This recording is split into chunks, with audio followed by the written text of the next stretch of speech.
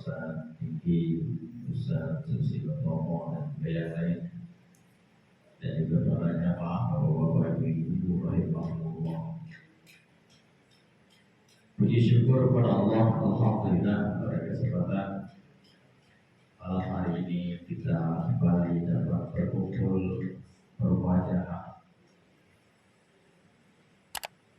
di acara taklim kita setiap malam Jumat yang banyak berkat. Maka mudah-mudahan di setiap malam Jumat kita diberikan istiqomah Allah Subhanahu wa Ta'ala, dan juga salawat salam semoga senantiasa tercurahkan kepada kehebatan baginda alam Nabi kita Nabi Muhammad Sallallahu Alaihi Wasallam. Baik para jemaah rahimahullah, kita lanjutkan kajian kita masih seputar tentang bab sholat Jumat, babu sholatil Jumat, bab sholat Jumat. Kemarin kita kaji hadis tentang bagaimana baginda Rasulullah SAW ketika berkhutbah, dan ada bacaan-bacaan yang Rasulullah baca ketika berkhutbah, yang kemudian ini menjadi sunnah buat kita para khatib untuk membaca, yang kemudian oleh para ulama disimpulkan bahwa itu merupakan rukun daripada sholat atau khutbah Jumat. Baik, bismillahirrahmanirrahim. Kita lanjutkan kajian kita. Wa'an Ammar bin Yasir. Wa'an dan dari Ammar bin Yasir radhiyallahu, semoga meridai Allah, anhu kepada Ammar. Qala berkata, sami'tu aku mendengar Rasulullah sallallahu alaihi wasallam yaqulu, beliau bersabda. Apa sabda beliau?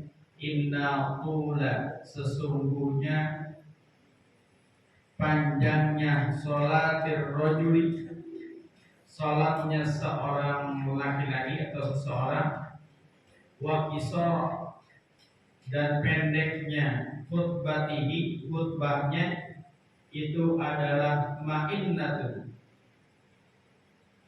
menunjukkan atau pertanda min fiqhihi, daripada kefaqihannya, kehebatannya, keahliannya, kemumpuniannya. Rawahu Muslim, diriwayatkan oleh Imam Muslim. Jadi menurut baginda Rasul dalam hadis ini, panjang pendeknya sholat Jumat seseorang, kemudian kisah panjang pendeknya khutbah seseorang itu, ma'inat, menunjukkan kepada jati diri seseorang itu adalah min fiqhihi, orang yang memang ahli, orang yang faqih, orang yang mumpuni dalam hal agama. Maka orang kalau paham, bisa jadi dia adalah isoro khutbah, dia akan memperpendek khutbahnya. Bukan berarti orang hebat itu adalah orang yang panjang khutbahnya, ya. Karena orang tidak paham. Sama dengan konsep sholat berjamaah, orang harus memahami siapa makmumnya. Di situ ada orang tua, di situ ada anak kecil, ada orang yang punya hajat, termasuk sholat Jumat. Walaupun sholat Jumat itu adalah sayyidul ayyam,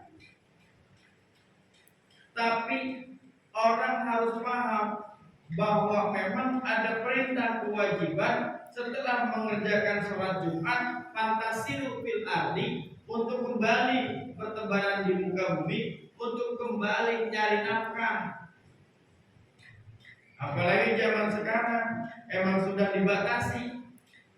Kalau kerjanya di pabrik jam 1 harus masuk, ya masuk. Kalau khutbahnya sampai jam 1, kira-kira gimana?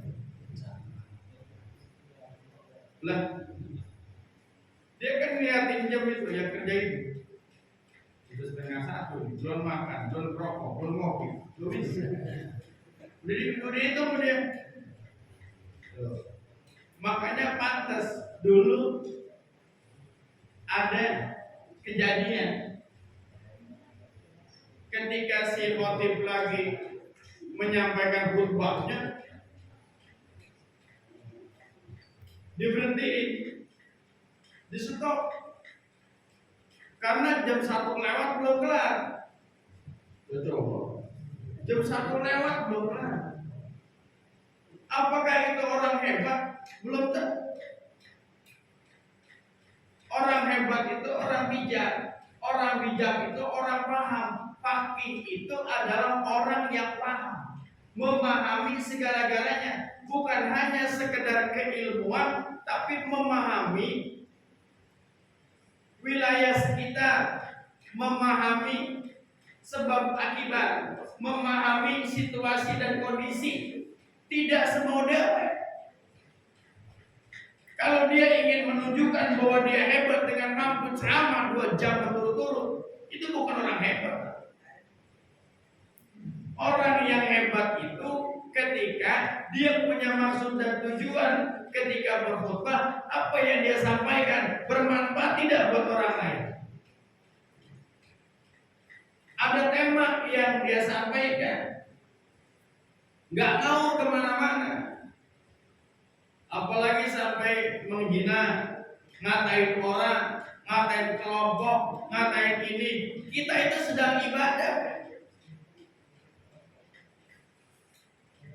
Makanya kagak boleh banget si khotib pada saat dia berkhutbah itu ngejelekin orang lain, ngejelekin kelompok lain. Khutbah itu adalah motivasi keimanan, motivasi ketakwaan, agar orang makin bertakwa, agar orang makin beriman. Itu sebetulnya tujuan khutbah. Jadi orang itu ketika dia hari Jumat, dia mendapatkan motivasi. Semakin bertambah keimanannya, semakin bertambah ketakwaannya. Makanya diawali dengan usikum wa nafsi bitaqwallah. Dan ayat yang wajib dibaca adalah ya ayyuhalladzina amanu taqullaha haqqa tuqatih wa la tamutunna illa wa antum. Wahai orang-orang yang beriman, bertakwa kepada Allah, jangan mati kalau belum takwa. Wala tamutunna illa wa antum muslimun. Jangan sampai kau meninggal. Wala tamutunna illa kecuali antum muslimun, kamu dalam keadaan pasrah kepada Allah. Maka tujuan khutbah itu. Nah, kalau khutbahnya melatu kemana-mana panjang sampai 1 jam lebih, orang kelasa kelisik, pindah begini, akhirnya batal. Kan dia berapa kali pindah begini juga. Masa khutbah begini? Apa kedengerin khutbah? Tak lama kota. Wow. Ya kan pilih ya. Ya kan kira-kira kalau kepanjangan kan begitu. Cuma di muka ntar pas pulang. Panjang tadi khutbah ya. Iya. Itu sebetulnya sebelum ngomong itu artinya udah begitu. Nah, di sinilah barangkali orang itu bisa ketahuan segi isi khutbahnya, cara dia menyampaikannya, kualitasnya ketahuan. Bagaimana cara dia sholat? Mohon maaf Pak, begini. Sebetulnya kan ada ayat-ayat yang memang Rasulullah baca ketika Jumat. Salah satunya adalah surat Al-A'la dengan Al-Ghasyiyah. Kalau ada ayat-ayat yang lain silakan. Silakan. Mau baca ayat yang pendek silakan. Asal jangan kepanjangan. Kenapa? Tadi itu banyak orang yang punya hajat. Surat Al-Ghasyiyah aja orang udah mikir, makmum mikir. Al-Ghasyiyah panjang juga ini. Ya. Kalau suaranya enak sih mungkin ditutup. Panjangnya ayat dengan suara nikmat bisa ketutup. Wih. Udah bacaan panjang, suara balas. Udah bikin gede gue. Tuh, ya. Nah, ini barangkali maka kata Rasulullah, oh iya, inna qula salatir rajuli wa qisara khutbatihi ma'innatun min fiqhi. Jadi orang udah kelihatan. Ada orang yang sholat Jumat cuma baca surat pendek biasa, ada banyak. Nah, kadang kalau yang ngerti itu, kalau yang memang lebih bagus lagi, biasanya baca ayatnya sesuai dengan tema khutbah. Gitu. Ini khutbah tentang apa nih? Nah, itu biasanya ayatnya itu yang dibaca ketika sholat. Jangan tebak panjang doang, tapi nggak paham. Apalagi panjang baru sekedar hafal. Jadi bacaannya belum melekat banget di sini. Masih tebal-tebal ketika dia baca tidak sesuai dengan makharijul huruf, tidak sesuai dengan maknanya. Nah, ini menjadi perhatian. Wa an ummi Hisham binti Harithah bin Nu'man radhiyallahu anhu. Ummi Hisham radhiyallahu anhu qalat, berkata Ummi Hisham, ma akhadtu, tidaklah aku dapat. Di sini hafal maksud apa itu? Qaf wal Qur'anil Majid, ayat Al-Quran surat Qaf, illa kecuali an lisani, dari lisan Rasulullah sallallahu alaihi wasallam, baginda Rasulullah SAW, yaqra'uha, yang beliau bacanya, kulla jumu'atin, setiap hari Jumat, alal mimbari, di atas mimbarnya, idza khotoban nasa, apabila dia berkhutbah. Artinya apa? Ada ayat yang Rasulullah selalu baca sehingga sahabat hafal gitu. Karena memang itu terus yang dibaca. Silakan kalau tidak keberatan. Wa an Ibnu Abbas radhiyallahu ta'ala anhuma qala, berkata, qala Rasulullah SAW, man takallama yaumal jumu'ati, man, siapa orang, takallama, yang berbicara, ngomong, ini lagi Jumat, yaumal jumati, pas hari Jumat, wal imamu, dan imam itu yang tubuh, dia sedang berkhutbah, bahwa maka dia kama tali, diperumpamakan atau seperti al-himar, yakni keledai, yahmilu, yang dia membawa asfaron, yakni beban berat, kitab-kitab yang banyak, buku. Karena ya,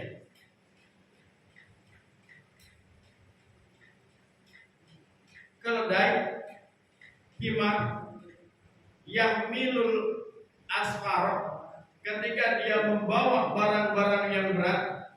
Keledai itu, entah ya, keledai itu selalu diperumpamakan menjadi binatang yang buruk.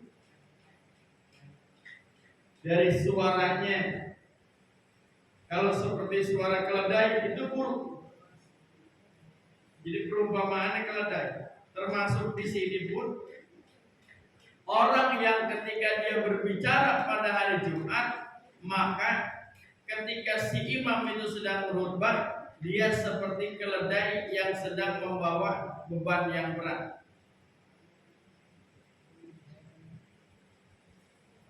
Walladzi yaqulu lahu, kemudian yaqulu mengatakannya lahu kepada Ibnu Abbas. Apa itu? Ya, sabda Rasul, ansit laisat lahu jum'atun. Apabila ada orang yang ngomong diam, ansit, maka apa? Laisat, tidak ada lahu baginya jumu'atun, yakni Jumat. Jadi orang yang ngomong ketika hari Jumat, ketika khatib sedang berkhutbah, itu buruk seperti keledai yang sedang membawa, itu dia merengek-rengek, ngomong gitu. Maka kemudian dikatakan ketika terucap sebuah kalimat ansit, maka apa? Laisat, tidak ada baginya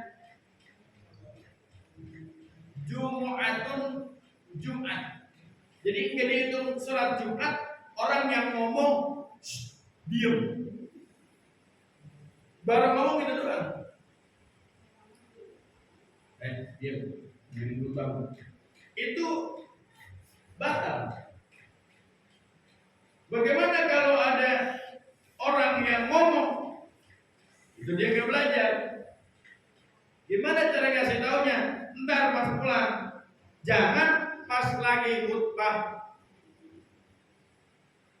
sedang berjalan dia ngomong. Diam di situ. Berarti yang batal siapa? Dia yang ngomong. Nah, makanya kalau lagi bocah berisik, khutbah sedang berlangsung, itu nggak boleh ngomel. Karena yang ngomel itu batal. Tuh. Jadi ngasih tahu bocah mah pas sebelum khutbah naik, sholat, dia khotib assalamualaikum, bilang gini ke bocah, jangan berisik.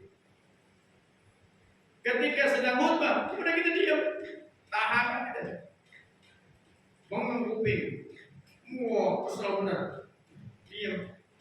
Ntar kalau khutbah selesai baru bilangin lagi, orang kata jangan berisik lah, sampai itu belum.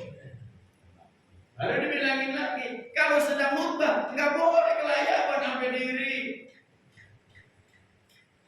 sampai marah apalagi. Lagi khutbah nggak boleh. Tuh, makanya kode etik ngebilangin bocah juga ada caranya. Jangan sampai kita jadi korban gara-gara niat baik tapi batal sholat Jumatnya karena kita dihitungin lagut. Ya, karena dua khutbah ini kita seumpama sedang melaksanakan sholat 2 rakaat. Nggak boleh macam-macam. Ngomong, diam. Itu aja nggak boleh. Apalagi segala ngomel, boleh tok pinggang, boleh dadak dik-dik, boleh gebukin bocah, boleh jingkir, gus. Habis sudah. Pahala kita habis. Ya, ini ada kode etik. Kan kalau kita lagi sholat nih, kalau kita lagi sholat dibilangin bocah, Allahu Akbar, bocah berisik, berisik, kita begitu, ya kan ya, dia lagi sembahyang, kan ibaratnya ngedengerin dua khutbah itu kita lagi sholat Jumat, cuma melalui ngedengerin khutbah, jadi diam.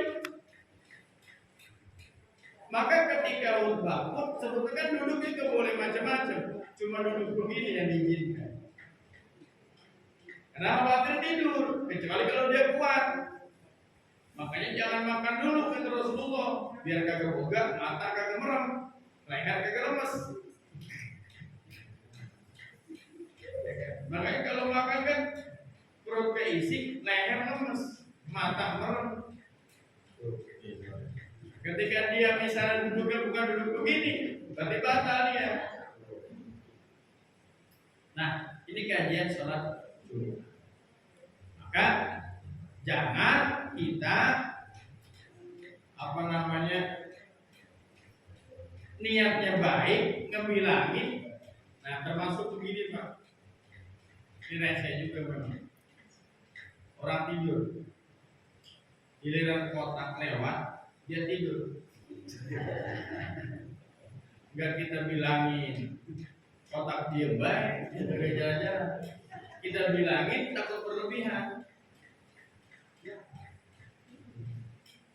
Gimana caranya? Udah aja tuh kotak suruh ke gerbong. Baru lewat. Supaya dia bangun. Jangan sampai kita ngebangunin.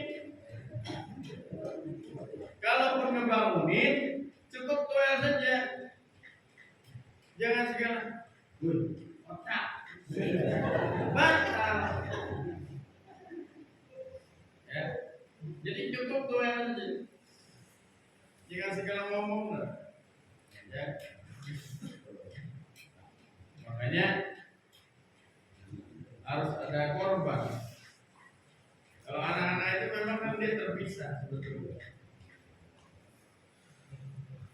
Ya, inilah maka orang tua itu tanggung jawab ketika dia bawa anaknya,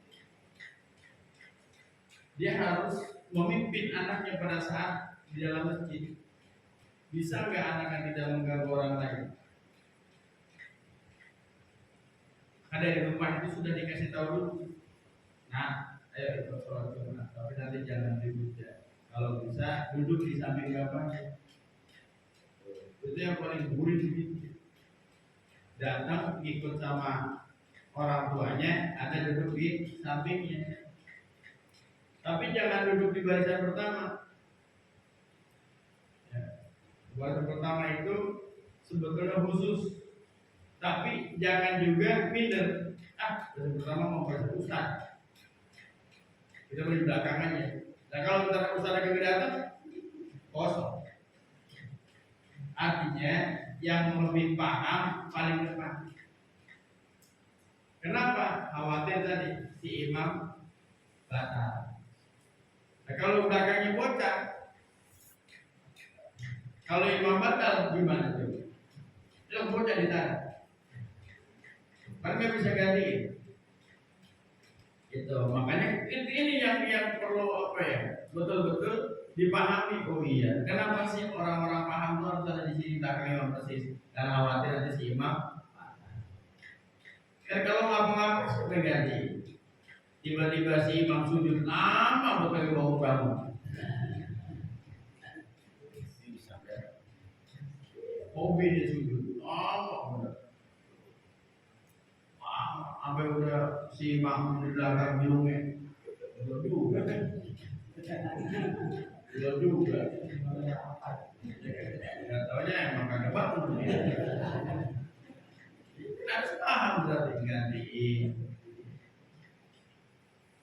Tuh, ya. Nah, ini adalah pemahaman. Jika emang sholat Jumat ini Pak luar biasa, wajib banget.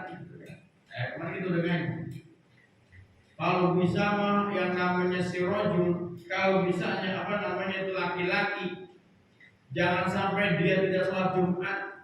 Bahkan Rasulullah sendiri ngomong kalau misalnya mau bakar gitu.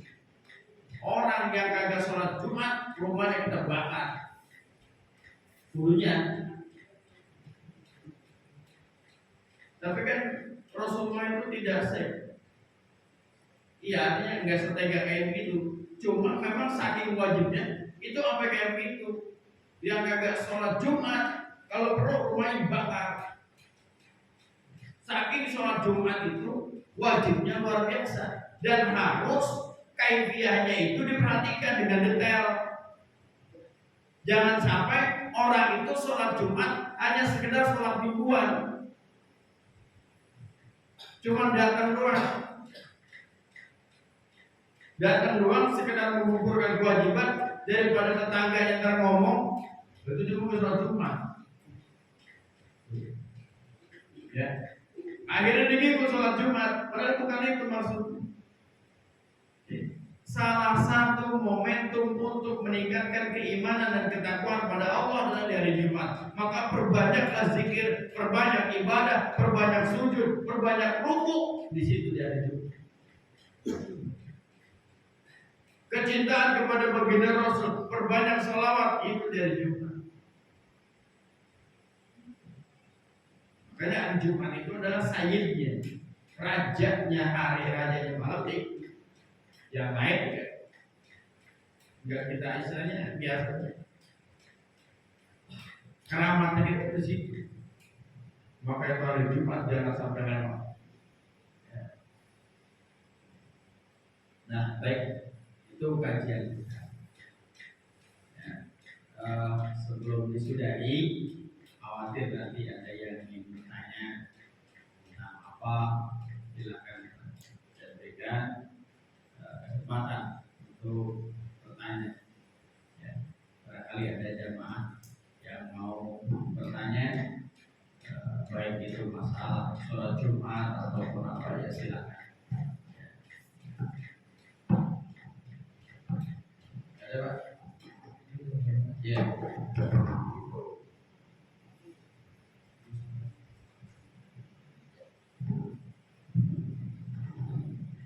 Assalamualaikum warahmatullahi wabarakatuh.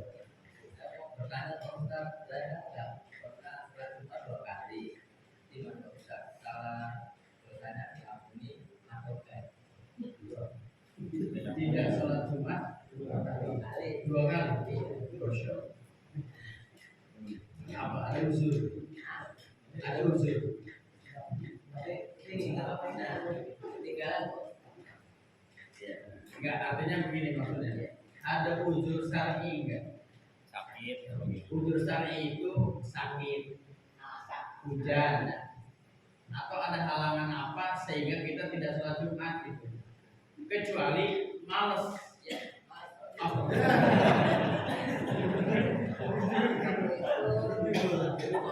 saya posisinya di kampung. Itu dibakar. Bagaimana dosanya, Pak? Orang yang tidak sholat Jumat 3 kali berturut-turut itu dihukumkan murtad. Kalau 3 kali berturut-turut,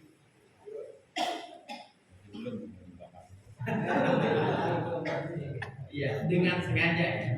Kalau dengan sengaja, karena memang tadi itu sholat Jumat itu memang betul ada ayatnya khusus banget.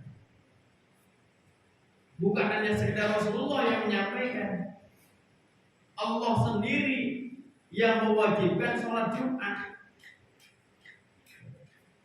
Untuk sholat-sholat yang lain kan khusus tuh, sholat wajib perintahnya, tapi tidak ada di Al-Quran secara detail. Cuma dikasih tahunya melalui wahyu langsung, peristiwa Isra Mi'raj. Tapi ada ayatnya tentang bagaimana kewajiban melaksanakan sholat dan waktu-waktu yang ditentukan kita mau kita. Tapi tidak detail di situ. Detailnya itu pada wahyu berikutnya. Tapi kalau untuk sholat Jumat itu betul-betul diwajibkan. Maka Jumat ini wajib banget, penting banget. Nah, kemudian Rasulullah menjelaskan betapa pentingnya sholat Jumat tadi. Nah, bagaimana tentang dosanya? Sesuatu yang sifatnya sangat diwajibkan, otomatis kan dosanya besar. Tapi seburuk-buruknya orang ketika dia bertaubat kepada Allah, insya Allah aman. Yang penting dia bertaubat, taubatnya taubatan nasuha.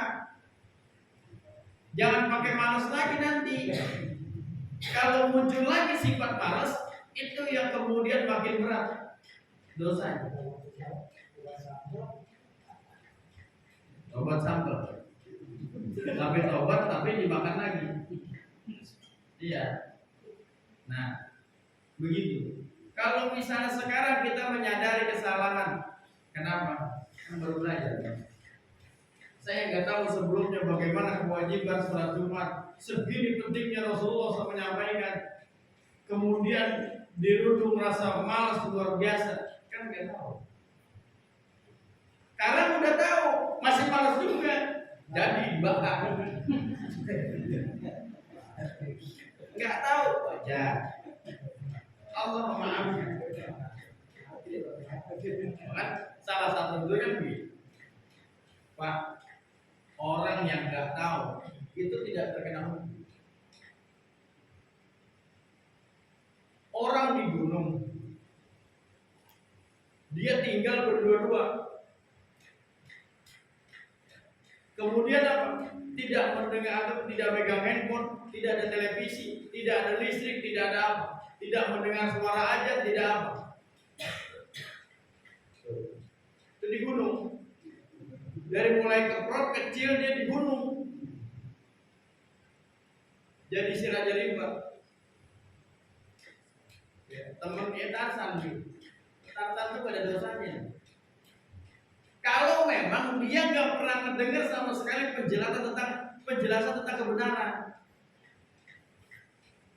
dia sama sekali nggak pernah mendengar, ada pengajian, nggak pernah mendengar yang namanya apa itu Islam, tidak mendengar yang namanya itu apa itu Allah, tidak mendengar, tidak tahu apa itu Al-Quran. Benar dia ada dalam gua, nggak dosa, pengen nggak dosa, begitu, bingung tadi. Tapi kan udah pernah belajar. Maka kan gini. Tapi ditanya lagi nanti. Kalau jawabannya, udah kalau gitu kita nggak usah belajar. Lah kan sekarang Bapak canggih. Di handphone ada, televisi nggak dengar, ada nggak dengar. Mana dia yang pencet bener kalau ngomong. Masa nggak kedengeran? Nah, kenal lagi baru. Ini yang benar-benar dia hidup di sebuah tempat yang kagak tahu sama sekali. Seperti ketika Nabiullah Ibrahim yang tidak tahu tentang konsep ketuhanan, makanya dia cari kan. Nabi Ibrahim itu tidak tahu dari masih kecil. Kalau nabi-nabi yang lain kan tahu, Nabi Isa masih kecil itu udah nyebut Allah. Baru lahir keprot bukan musuh. Bukan, tapi apa? Allah. Nabi Isa. Tapi kalau Nabi Ibrahim ketika dewasa baru mencari Tuhan, karena emang gak ada yang ngajarin sama sekali. Wahyu belum turun, masih anak-anak, dia mencari konsep ketuhanan. Jadi memang ada, itu gak ada masalah. Kalau memang nggak tahu sama sekali. Makanya kan pentingnya belajar begini sih. Oh iya. Zaman sekarang, zaman modern, orang kalau ditanya, saya nggak tahu, itu mustahil. Karena banyak media, banyak alat yang kemudian orang pasti nggak dengar. Ya. Jadi insya Allah kalau memang benar-benar nggak tahu sebelumnya, rasa malas, nggak tahu tentang wajibnya, baru tahu sekarang. Oh iya benar ya, sholat Jumat itu ternyata wajib luar biasa. Itu ya. Allah maha. Yang penting kita taubatan nasuha. Mulai sekarang berazam kepada Allah untuk bisa istiqomah setiap Jumat, kalau bisa jangan sampai salah. Hari Jumat kalau kita kagak uzur. Nah kalau sekarang misalnya hujan itu bukan uzur sekarang. Kenapa? Karena banyak puing. Hujannya batu baru dan uzur. Kalau keluar payung robek malah bonyok baru uzur. Kalau masih hujan air sekarang nggak uzur. Banyak apa namanya jas hujan, banyak payung begitu. Kalau zaman dulu hujan bisa jadi uzur, sakit itu uzur, yang lagi sakit nih. Tapi kalau masih sanggup silahkan. Tapi kalau udah gak sanggup, ya usah, gak apa-apa. Tapi sakit yang membuat dia tidak bisa datang ke, ya, jadi gitu. Jadi kalau misalnya pernah rasa malas tapi kita nggak tahu bagaimana Allah. Yang penting sekarang kita bertobat kepada Allah, untuk tidak mengulangi lagi. Nah, kemudian bertekad untuk bisa istiqomah, bisa melaksanakan semua syariat yang disampaikan. Baik, ada lagi? Ya. Assalamualaikum warahmatullahi wabarakatuh. Ini kan kadang-kadang habis adzan kita di sini kan sholat yang lain kan langsung rumah kita sholat itu boleh langsung ini langsung khutbah boleh habis adzan langsung khutbah. Oh dan sekali kan iya itu boleh. Oh, kalau kita kan ada nih, Ya. habis aja, terus sholat 2 rakaat, kemudian nanti azan lagi, kemudian naik khutbah. Bagaimana kalau misalnya pas lagi azan langsung khutbah, Iya, dia bisa. tapi kita sholat? Nah, ini Pak barangkali yang harus kita juga pahami. Disinilah pemahaman. Jadi begini, Islam itu tidak egois. Makanya kan ini dicontohkan oleh 2 imam yang sangat luar biasa, Imam Syafi'i dengan Imam Maliki, yang ketika sholat itu tidak kekeh dengan pendapatnya, tapi ngikutin tergantung siapa yang menjadi atau tempatnya. Contoh begini, kalau kita sholat di tempat yang menganut sistem 2 aja, ya sudah kita ikutin. Kalau kita sholat di tempat yang menganut 1 aja, ya sudah ikutin. Jangan tutup begini, pokoknya qobliyah itu wajib apa kagak kan gitu. Jangan sampai yang sunnah menggugurkan yang wajib. Kadang-kadang kan ada lagi khutbah sholat qobliyah, sholat tahiyat, dan itu kan berarti menggugurkan yang wajib namanya. Ini yang disebut orang tahu tapi nggak paham. Kekeh dia, kekeh dengan mazhab dia, kekeh dengan pemahaman dia. Dia nggak tahu dia sholat di lingkungan apa gitu.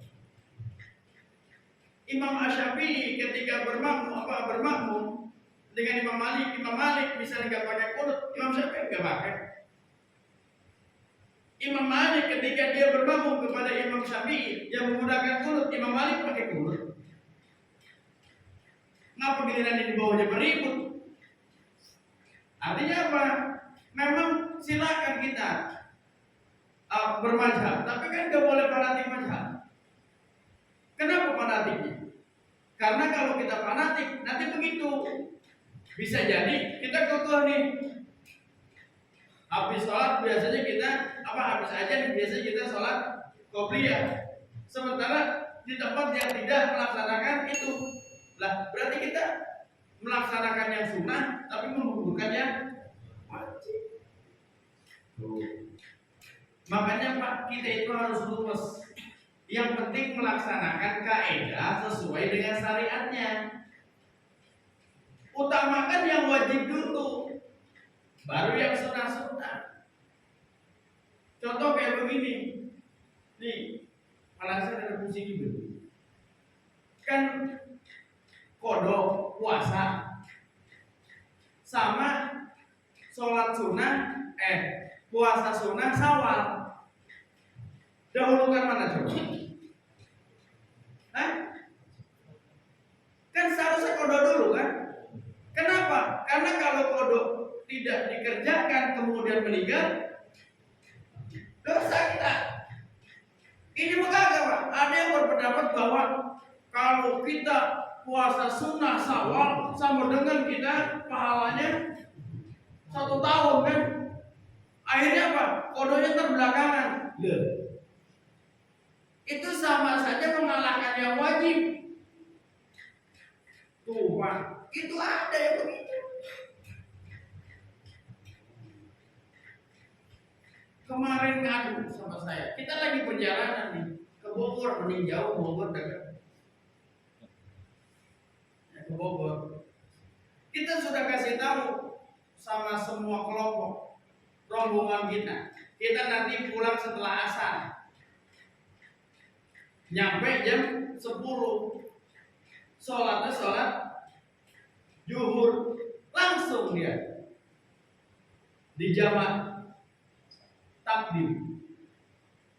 Asar ditarik ke bed. Kan udah kita bilangin asar masih di sini. Katanya kita musafir. Ini yang sifatnya kadang-kadang apa ya? Tahu tapi nggak paham gitu. Lah kita masih sholat di sini. Tuh. Kecuali kita itu sholat zuhur, ntar kita mau pulang jam 3. Takut asar nanti nggak kebedah waktunya, lalu ditarik tuh jamaah namanya. Lah kan udah dibilangin ntar asar di sini, kita pulang jam 4. Pas yang lain disuruh sholat, saya mau udah tadi kita jawab. Nah kan masih ada waktu di sini, udah jelas itu namanya. Atau musafir juga, adanya kan gini sebetulnya. Jamak takdir, jamak takdim itu adalah solusi namanya. Solusi agar apa? Tadi tidak memberatkan umat Islam. Bagaimana dengan saya nih yang asar nanti dalam perjalanan? Oh ya sudah jamak saja. Kan gitu. Lah ini mah masih ada. Tuh. Kan solusi. Lah kalau masalahnya kagak ada ngapain kita pakai solusi? Kan nggak ada masalah. Tuh, gitu Pak. Jadi kadang-kadang apa ya? Kalau kata saya tahu tapi tidak paham. Oh, pantas kata baginda Rasul begitu. Seseorang itu bisa dilihat panjang pendek ininya penyampaiannya dari kualitas kefakihan. Ya, nah, jadi bagaimana Pak? Artinya jangan sampai menggugurkan yang wajib dengan melaksanakan yang sunnah. Itu sebenarnya kita itu ibadah, kita lihat tempatnya. Kita ibadah di tempat apa nih? Kelompok ini ya sudah ikuti. Kita ibadah di tempat ini ya sudah ikuti. Gitu ibaratnya. Jangan kekeh. Sekarang kita sholat subuh, imamnya kagak pakai kunut, kita diri aja begini aja. Kan ini ya, imamnya kan nggak pakai kunut, dia kan langsung sujud. Kita kukuh masuk begini aja. Allahumma sampai dia kelar, kan batal namanya. Oh, disitulah maksudnya bahwa segala sesuatu itu ya Islam itu tidak pernah memberatkan. Maka perlu dipelajari ya begini, apa yang disampaikan oleh baginda Rasul, apa yang dijelaskan oleh para ulama, akal yang Allah berikan kepada kita untuk kemudian berpikir, menerima wahyu-wahyu Allah. Itu jangan sampai kita salah gunakan. Ya Pak ya. Jadi bagaimana ketika ya kalau sudah azan kemudian dia cuma satu ya sudah lazim jalan langsung, nggak usah kita pakai sholat sunnah yang lain. Kalau misalnya azannya 2 kali ya sudah bangun sholat sunnah. Kalau ada yang ngomong nggak ada sholat sunnah qobliyah, adanya mutlak, silakan. Itu banyak versi, itu kan ru'yah juga. Ada 2 pendapat tentang sholat. Di Jumat itu kan emang ada sholat Jumat qobliyah bisa. Nah, itu kan ada yang ngomong gitu. Yang ada kan mutlak lilin tidur, menunggu jamaah, namanya sholat lilin tidur, sholat 2 rakaat. Tapi kita pahamnya qobliyah ya, terserah. Yang penting tadi tidak mengganggu yang wajib. Ya, ya sampai mengalahkan kayak tadi, wah puasa sunnah boleh buat 6 hari dapat, tapi kodoknya belum habis sholat sunnah habis puasa sunnah kelar mati.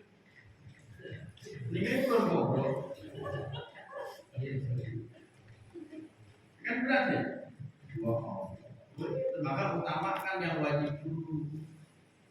Bahkan kan ada ulama yang berpendapat sekaligus melaksanakan kodok bisa mendapatkan pahala sholat sunnah puasa sama. Karena dia begitu berpendapat. Oh beda macam niatnya pusing. Dan apa yang pusing-pusing? Kalau niat pusing, ya niat saja. Niat mau kodok puasa selesai di hari Idul Fitri atau di bulan Safar. Terus nggak sempet. Kalau emang kan gini, ketika dia punya utang, wajib bayar utang dulu atau kita ngumpulin yang lain dulu. Kan berutang dulu. Jadi berutang dulu di hari kedua, ketiga, keempat, kelima, keenam, ketujuh, kedelapan. Berutang, baru sunnah kerjakan. Kalau bercanda, kalau enggak, kali itu udah dapat. Gitu. Bagaimana niatnya? Justru niat biasa gimana sih? Mau niat, saya niat kodok sholat kodok puasa selesai. Ya, kan talafut itu sunnah, yang itu dalam hati. Itu sudah jelas bila sabina.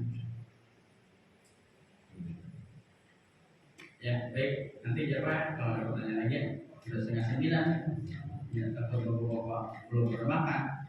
Ntar nggak ada tenaga lagi malam Jumat ya. Iya takutnya kan kalau makannya kemalaman makan terakhir ngantuk dengan bablas. Ya baik, kita sudahi. Mudah-mudahan sekali lagi kita selalu mendapatkan pemahaman dari Subhanahu wa Ta'ala, mendapatkan ilmu yang bermanfaat, selalu sehat walafiat, beribadah kepada Allah Subhanahu wa Ta'ala. Mudah-mudahan kita selalu dibimbing mendapatkan petunjuk dan hidayah dari Allah Subhanahu wa Ta'ala. Bihadini al-Fatihah. Alhamdulillahirabbil alamin. Ya kan aku ya kan saya siratal ladzina alaihim